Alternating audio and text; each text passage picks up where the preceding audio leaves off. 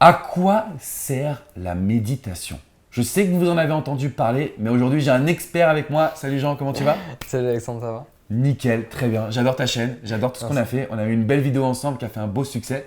Et du coup, je me suis dit que là, je voulais absolument rentrer dans qu'est-ce que la méditation. C'est important pour moi d'apporter des réponses concrètes parce que pendant très longtemps, j'ai entendu ce terme. Je me disais, mais à quoi ça va me servir? Je ne le faisais pas, alors que ça peut changer une vie. Est-ce que ta définition à toi? Voilà, ce qui m'intéresse, moi, c'est vraiment d'avoir tes mots à toi. Ok. C'est quoi la méditation pour toi et à quoi ça sert? Ça sert à répondre aux questions que tu ne peux pas trouver sur Google. Intéressant. Ça, c'est intéressant. La méditation, c'est un petit peu notre dictionnaire ou notre manuel. On est né, puis on a commencé à vivre, à bouger, à parler, mais on n'a pas pris un instant pour savoir comment ça fonctionne, cette partie-là. Alors que c'est cette partie, Le cerveau, on est d'accord? le cerveau, le mental, qui nous permet de se sentir bien.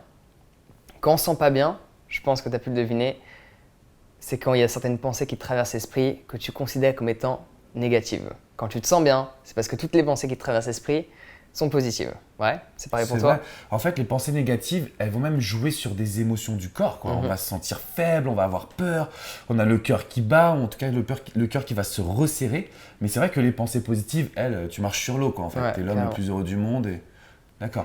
Donc pour répondre à ta question sur qu'est-ce que la méditation c'est se libérer d'une certaine manière durant une certaine période de toutes les pensées positives ou négatives, d'être dans un état d'esprit neutre.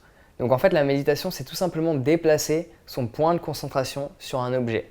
Un objet c'est pas forcément physique, ça peut être le bout de son nez, l'air qui rentre, l'air qui sort, ça peut être une bougie, ça peut être le mouvement de notre corps. La respiration, tu veux dire, ou le mouvement du Le, le corps? mou- le- le mou- le mouvement de notre corps, enfin des choses parce qu'il y a des méditations qui se font en mouvement également. D'accord, ok. Ça peut être le mouvement de notre torse pendant qu'on respire tout simplement, ça peut être la chaleur de notre corps. Bon, il y a différents types de méditation, mais le but de la méditation, c'est tout simplement de déplacer son point de concentration sur quelque chose. Et peu importe les pensées qui nous reviennent dans la tête, admettons, hop, d'un seul coup, je pense à mes vacances, de revenir sur ce point de concentration. Puis je pense à payer mes factures, je reviens sur ce point de concentration. Et ce simple exercice d'une manière répétée, ça te permet de créer davantage d'espace entre tes pensées pour réaliser par la suite que tu n'es pas tes pensées. Tu peux choisir d'avoir certaines pensées qui peuvent t'aider et te libérer de toutes celles qui ne t'aident pas. Combien de temps ça prend, tu penses, pour arriver à un niveau de… Voilà, j'arrive à me dissocier de mes pensées, donc j'arrive à contrôler ce qui se passe à l'intérieur de mon esprit. Est-ce que ça prend 1 mois, 2 mois? Alors, peut-être pas en termes de durée, mais en termes du nombre Oui. de méditations, je pense que c'est ça. Ok.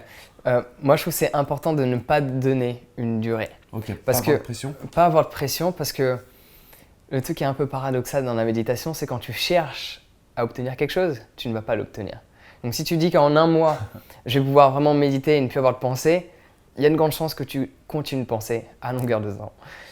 L'idéal, c'est pas de se donner forcément d'objectifs quand tu médites, contrairement à d'autres aspects de notre vie où il faut qu'on sache exactement où on va.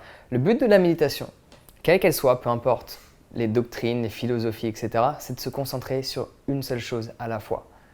Et ça va te permettre de donner davantage de recul par rapport à toutes tes pensées. Et du coup, dans cette méditation, on arrive à contrôler finalement ce qui se passe à l'intérieur de notre cerveau. En fait, en réalité, c'est énorme, c'est super. Donc ça sert finalement à pouvoir se sentir mieux, à pouvoir avoir finalement des pensées qui sont plus positives, à pouvoir se dissocier peut-être des problèmes aussi, relativiser un petit peu dans la vie ce qui se Complètement. passe. D'accord, énorme. Et est-ce qu'il y a des positions pour méditer? Alors je sais que ça paraît con, mais tu sais, moi j'ai un peu l'image de ça là en fait. Alors, les mains, tu peux les mettre comme tu veux. Il n'y a D'accord. pas forcément… Le plus important quand tu médites, c'est d'avoir le dos droit. C'est la chose la plus importante. Moi, je favorise toujours aux gens une posture assise par terre parce qu'en Occident, on n'est pas habitué à s'asseoir par terre. Et donc, du coup, psychologiquement, tu sais que tu vas être assis par terre pour quelque chose. Si tu t'assois sur une chaise, tu risques de penser parce que d'habitude, quand tu es assis sur une chaise, que fais-tu? Tu manges, tu parles, tu penses.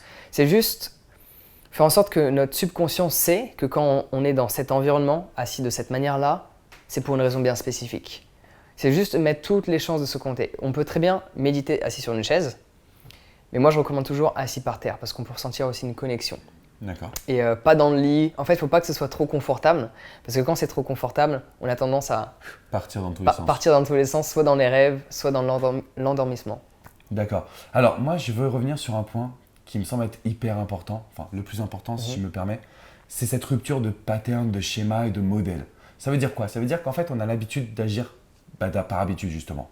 Donc, en gros, si vous asseyez sur une chaise, il ne va pas avoir un impact concret dans votre esprit. Et aujourd'hui, ce que moi j'ai envie que vous compreniez, c'est que la méditation, ça m'aide énormément. Alors, je ne suis pas à ton niveau, mais c'est vrai que ça m'aide énormément parce que parfois on voit le négatif, on peut avoir passé la meilleure journée de sa vie, une petite crasse là, on n'en peut plus.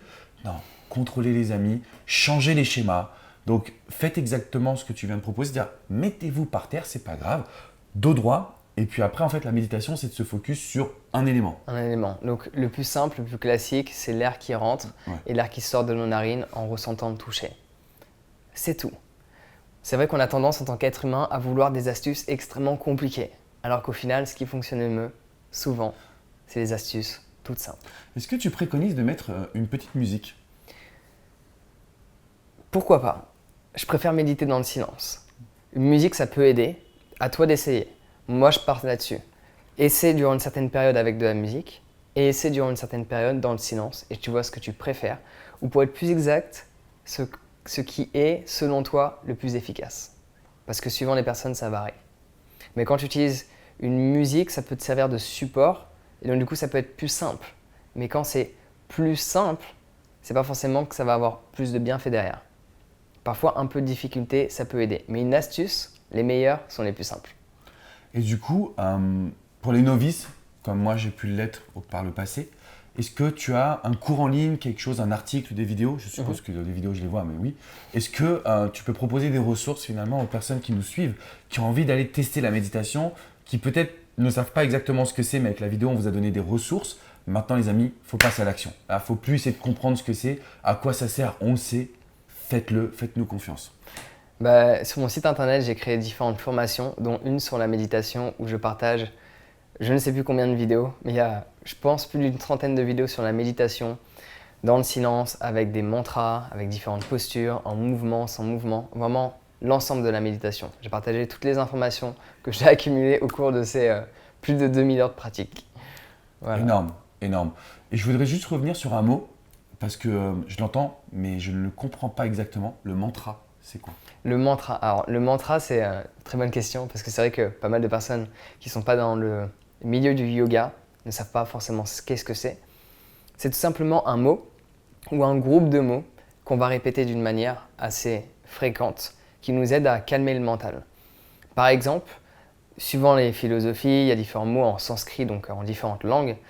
Ça peut être satnam ou tout simplement merci. On va rester sur une base simple. Le mot merci pour développer de la gratitude.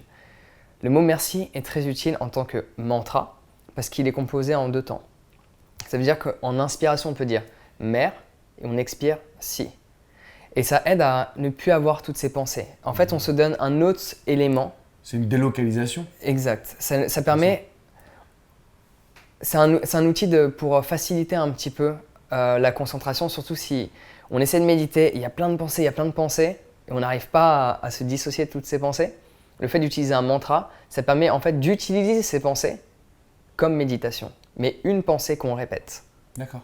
Donc c'est juste un élément supplémentaire qu'on peut adopter quand c'est un petit peu difficile. Super. En tout cas, je vais vous mettre tous les liens juste en dessous. Si vous voulez aujourd'hui découvrir la chaîne de Jean, il a dépassé depuis un petit moment maintenant les 100 000 abonnés. Félicitations pour tout Merci. ça. C'est vraiment une belle communauté que tu crées et puis je vois la croissance et moi ça me fait très plaisir de suivre tes vidéos. Donc je vais vous mettre les liens, le programme également sur la méditation pour que vous puissiez pratiquer depuis chez vous. Si vous avez des questions, n'hésitez pas à les poser dans les commentaires. Je te demanderai d'être là avec moi pour qu'on puisse répondre et interagir. Et puis mettez-nous un like, abonnez-vous également à ma chaîne, pourquoi pas. Et puis après, direction celle de Jean. Et puis de mon côté, je vous dis à très bientôt pour d'autres vidéos. Donc si vous avez des questions, tu as parlé de gratitude, je pense qu'on se reverra peut-être d'ici un mois pour en parler, si ça te va. Carrément. On va se refaire des petits tournages parce que pour moi, il faut travailler sur vous les amis. On peut vraiment, ensemble, on a deux philosophies qui sont très complémentaires. Donc allons-y. Et puis vous pouvez tout réaliser dans votre vie. Merci à toi Jean en tout cas, ça m'a fait plaisir. Merci à toi aussi également. À bientôt. À bientôt. Ciao.